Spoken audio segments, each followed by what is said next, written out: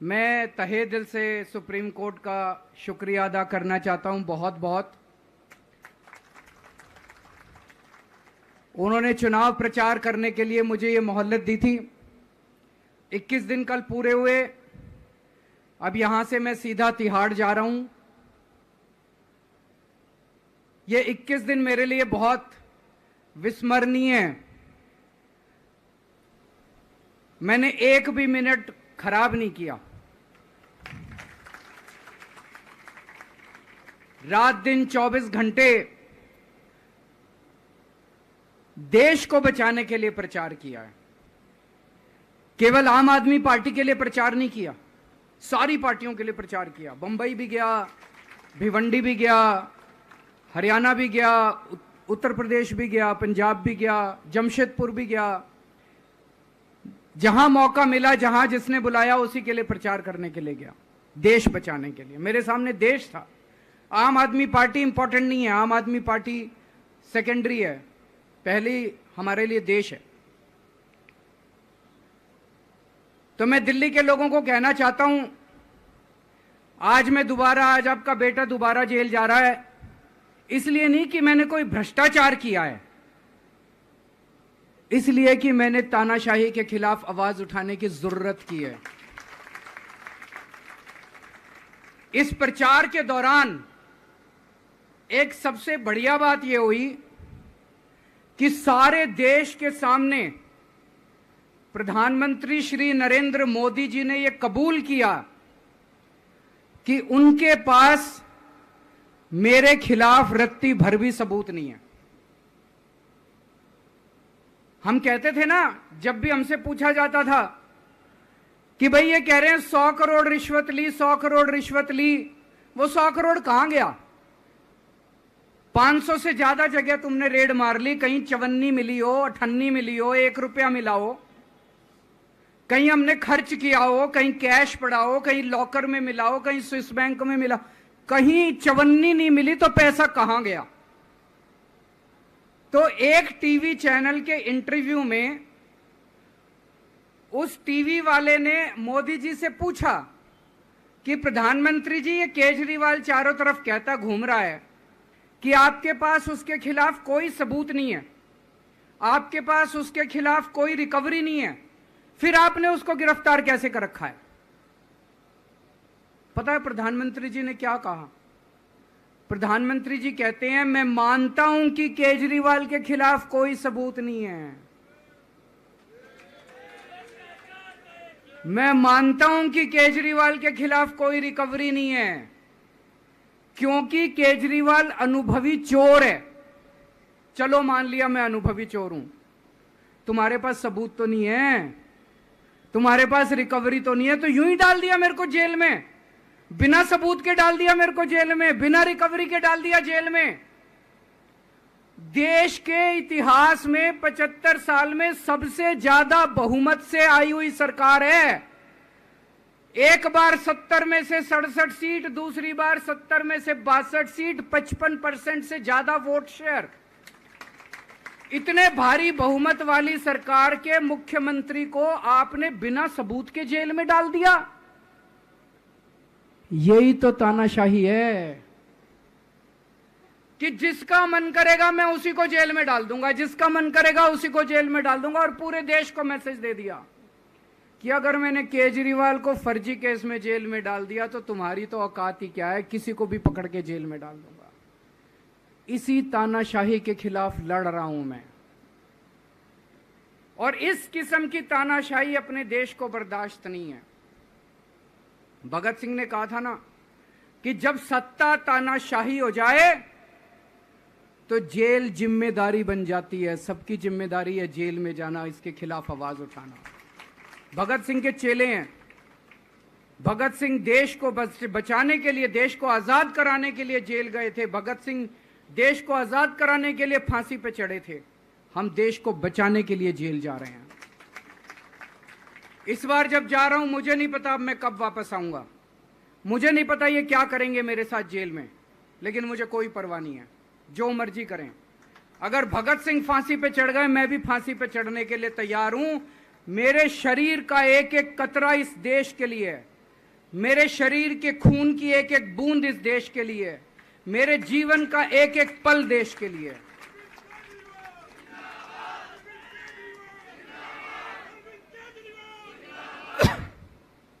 अभी मैं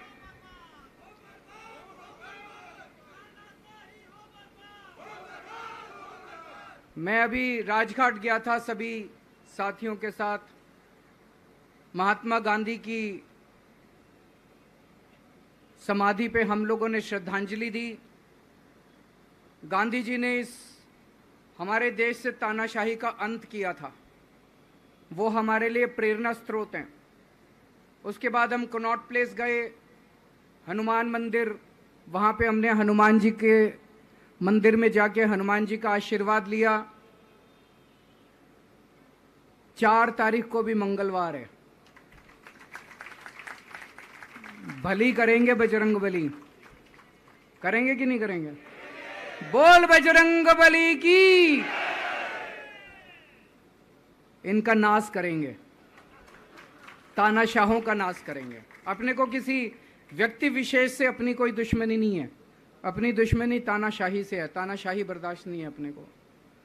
तो 4 तारीख को भी मंगलवार है और बजरंग बली का मेरे ऊपर, पार्टी के ऊपर बहुत आशीर्वाद है, देश के ऊपर बहुत आशीर्वाद है। मैं प्रार्थना करने गया था बजरंग बली को कि हे बजरंग बली, मेरे देश को बचा लो। अभी कल एग्जिट पोल आए हैं, मेरे से लिखवा लो, सारे एग्जिट पोल फर्जी हैं, बिल्कुल फर्जी हैं।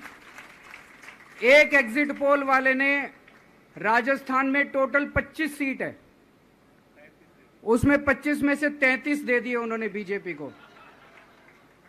ऊपर से आया होगा भाई बीजेपी को ज्यादा देने हैं, तो उसने कहा मोदी जी क्या याद रखोगे आप भी, आपको 25 में से 33 दे दिए।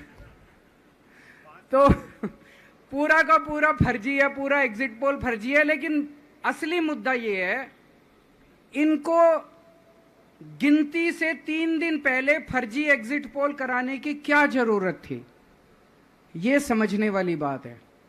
मेरे को भी समझ नहीं आया। कई सारे लोगों की कई सारी बातें चल रही हैं। एक ये चल रहा है कि इन्होंने मशीनों का घोटाला कर दिया, लेकिन मैंने संदीप पाठक को भी बोला है और मैं सारे इंडिया गठबंधन की पार्टियों को बोलना चाहता हूं, अपने अपने काउंटिंग एजेंट को बोल दो, पूरी तरह से सतर्क रहे। आखिरी तक अगर हार भी रहे हैं तब भी उठ के ना आए। कई बार क्या होता है, 1 राउंड में, 2 राउंड में, 3 राउंड में हार गए तो उठ के चले जाते हैं। उठ के नहीं जाना। सबसे लास्ट में रैंडम जितने बूथ होते हैं, ईवीएम मशीन होती है, उसकी पर्चियां पड़ती हैं। उन पर्चियों में से 5% पर्चियां उठाई जाती हैं। उन 5% ईवीएम की मैचिंग वीवीपैट की स्लिप से कराई जाती है। वीवीपैट पे जो स्लिप है उसकी काउंटिंग होती है, जैसे बैलेट पेपर की काउंटिंग होती थी, और उसकी काउंटिंग और ईवीएम की चेकिंग होती है दोनों की। एक भी मशीन अगर मैच ना करे तो वहां चुनाव रद्द कर दिया जाता है। तो अगर आपने ये चेकिंग कर ली वहां पे, तो इसका मतलब फिर ईवीएम का घोटाला हम बचा सकते हैं। फिर ईवीएम के घोटाला अगर कर रखा इन्होंने तो हम उसको एक्सपोज कर सकते हैं। तो सब लोगों ने लास्ट तक रुक के, आपका कैंडिडेट हार भी रहा है तब भी आखिरी तक रुक के आपको ये ईवीएम की चेकिंग करा के आनी है, ईवीएम और वीवीपैट की मैचिंग करा के आनी है। एक थ्योरी ये चल रही है कि इन्होंने इतना ज्यादा सीटें इसलिए दिखाई क्योंकि इनके लोगों ने शेयर मार्केट में इन्वेस्ट कर रखा है, और कल जब शेयर मार्केट खुले तो बम्पर होगा, तो ये अपने शेयर बेच बाच के खुद तो निकल लेंगे। बाकी एक थ्योरी ये चल रही है कि अफसरशाही पे दबाव डालने के लिए अगले 3 दिन में अफसरों से उल्टे सीधे काम कराने के लिए एक माहौल बना दिया गया। भाई आ तो हम ही रहे हैं, तो हमारी बात मानो, उल्टे सीधे काम करो, काउंटिंग में गड़बड़ कराएंगे, सब कुछ करेंगे। लेकिन फिर से मैं कह रहा हूं, अपने को, अपने काउंटिंग एजेंट, एआरओ, सब आरओ, सब लोगों को अपने को ट्रेन करके भेजना है और अपने को चौकन्ना रहना है।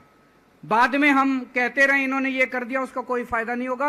अभी अपने को चौकन्ना रहना है। एक थ्योरी ये चल रही है कि अगर इन्होंने कल ही कम सीट दिखा दी होती एग्जिट पोल वालों ने, तो हो सकता है कि इन दोनों के खिलाफ आरएसएस में और बीजेपी में कल ही बगावत शुरू हो जाती। 4 तारीख तक इंतजार ही नहीं होता, हो सकता है। तो कई सारी थ्योरी चल रही हैं, लेकिन अपने को सतर्क रहना है, चौकन्ना रहना है। मेरा अपना मानना है कि 4 तारीख को इनकी सरकार नहीं बन रही है। ये एग्जिट पोल से घबराने की जरूरत ही नहीं है, माइंड गेम है इनका, माइंड गेम खेल रहे हैं। आपको डिस्करेज करने के लिए, डिप्रेशन में डालने के लिए बिल्कुल नहीं जाना।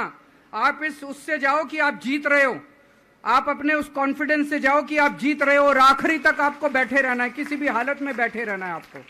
हमें हर एक को लड़ना पड़ेगा। ये चुनाव किसी पार्टी का या किसी नेता विशेष का नहीं है। ये चुनाव इस देश को बचाने के लिए है, इस देश में जनतंत्र को बचाने के लिए है। जिसके लिए भगत सिंह, गांधी जी सब लोग लड़े थे, वही माहौल आज है। जिस तरह से हमने अंग्रेजों को हटाया था, आज इस सत्ता को अपने को हटाना है। तो मैं सभी आप सब लोगों का, सभी साथियों का बहुत बहुत शुक्रिया अदा करना चाहता हूं। बहुत साथ मिला आप लोगों का इन 21 दिनों में। अब जब भी मैं लौट के आऊंगा फिर मिलेंगे आप लोगों से। तब तक के लिए अलविदा।